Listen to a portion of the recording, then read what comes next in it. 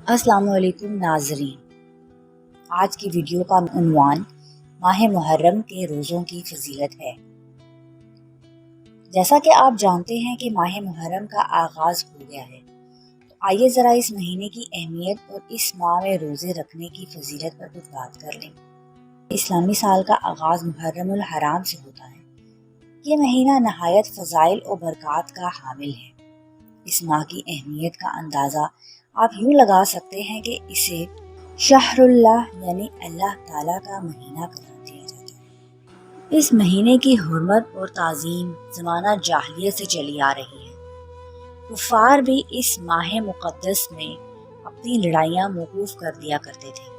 قرآن پاک میں حرمت والے مہینوں میں ذوالقعدہ، ذوالحجہ، محرم اور رجب کو قرار دیا جاتا ہے۔ ان مہینوں میں ایک دوسرے پر ظلم و ستم کرنے کی ممانعت ہے۔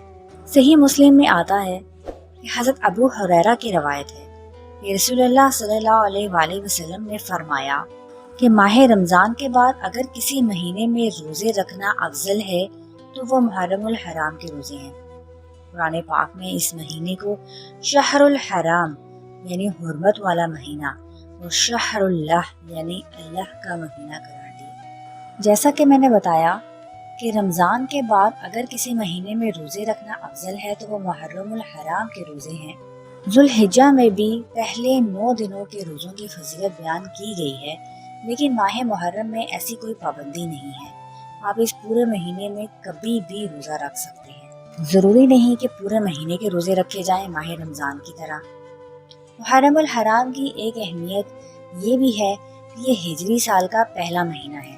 حسن بصری فرماتے ہیں، اللہ تعالیٰ نے سال کی ابتدا اور اختتام دونوں ہی حرمت والے مہینوں سے کیا، یعنی آغاز بھی حرمت سے اور اختتام بھی حرمت پر۔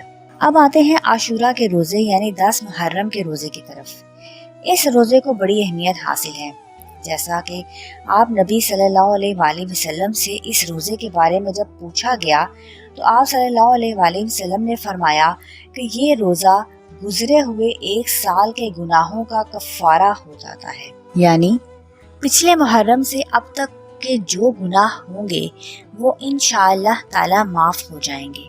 اس دن کا روزہ رکھنا مستحب ہے۔ حضرت جابر رضی اللہ تعالیٰ عنہ فرماتے ہیں کہ حضرت محمد صلی اللہ علیہ وآلہ وسلم ہمیں اس دن کا روزہ رکھنے کا حکم دیا کرتے تھے، اس کی ترغیب دیتے اور ساتھ نگرانی بھی فرماتے کہ آیا کہ روزہ رکھا گیا ہے یا نہیں۔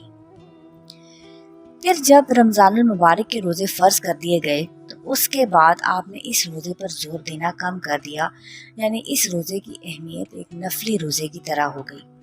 حضرت عائشہ سے روایت ہے کہ زمانہ جاہلیت سے ہی عاشورہ کا روزہ رکھا جاتا تھا۔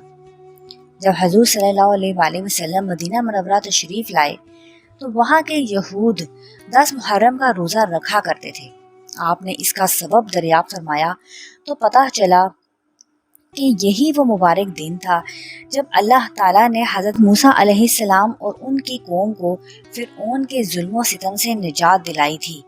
فرعون کو نیست و نابود کر دیا تھا، تو وہ اسی تشکر کے اظہار کے لیے روزہ رکھا کرتے تھے کہ رسول اللہ صلی اللہ علیہ وآلہ وسلم نے فرمایا کہ ہم تم سے زیادہ اس بات کا حق رکھتے ہیں کیونکہ حضرت موسیٰ علیہ السلام کو ہم تم سے زیادہ عزیز رکھتے ہیں۔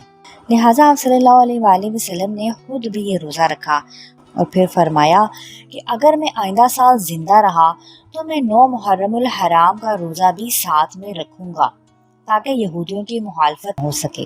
یعنی بہتر یہ ہے کہ آپ 9 اور 10 محرم الحرام کا روزہ رکھیں۔ اگر 9 کو نہیں رکھ سکتے تو 10 اور 11 کا روزہ رکھیں۔